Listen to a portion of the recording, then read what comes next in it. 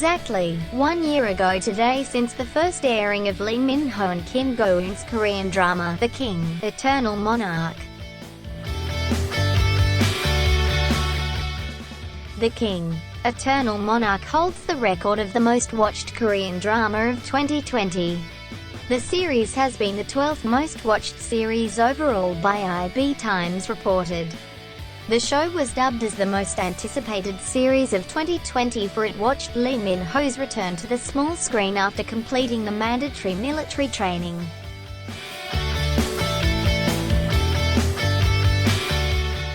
The story began with one winter night in 1994 in the Kingdom of Korea, a world where there is no North and South Korea, but a ruling monarchy keeping the country whole.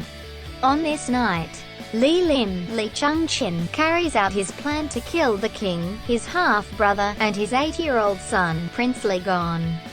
For him to be in possession of the mystical flute called the Manpae Sakyok that holds the power to cross parallel worlds and travel through time. Lee, along with his band of traitorous followers, stages a coup inside the palace and attacks the king and prince. Lee is successful in murdering the king, but when he comes face to face with Lee Gon, a mysterious figure bursts into the palace hall, fires at Lee and his followers, and ends up saving the young prince.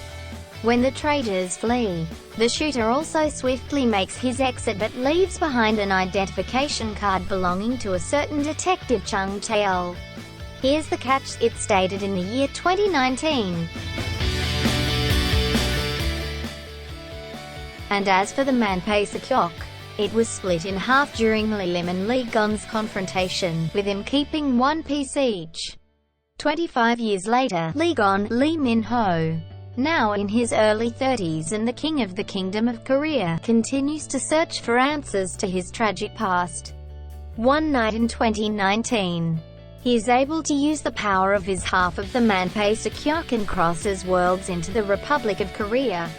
As a twist of fate, the first person he sees in this new world is the woman on the ID.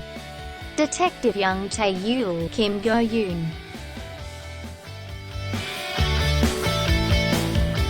The short, honest plot, 2 parallel worlds plus a complex storyline plus a compelling cast equal an unforgettable viewing experience. Lee Min-ho as Emperor Lee Gon.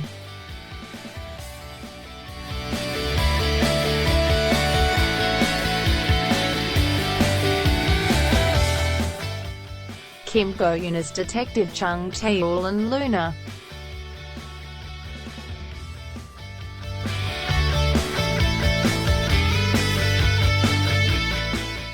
Woo Do-won as Jo Young and Jo Yoon-sob.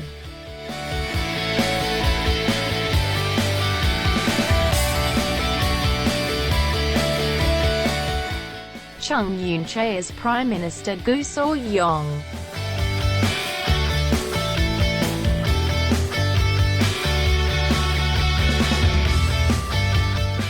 Kim Kyung-nam as Kang Sin-jae.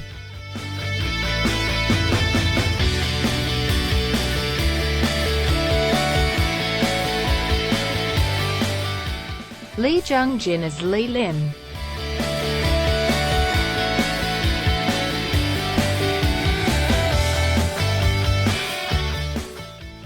The King, Eternal Monarch has a happy ending.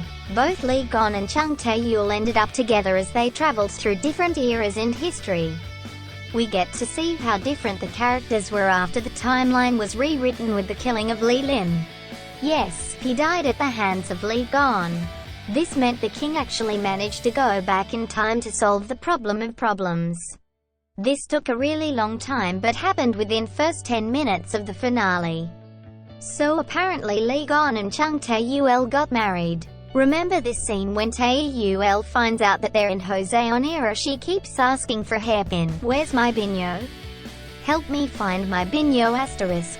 BINYEO is a hairpin used by a married woman.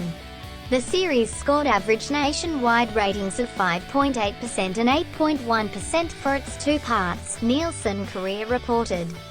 It is safe to say that The King, Eternal Monarch is one of the most popular K-dramas out there.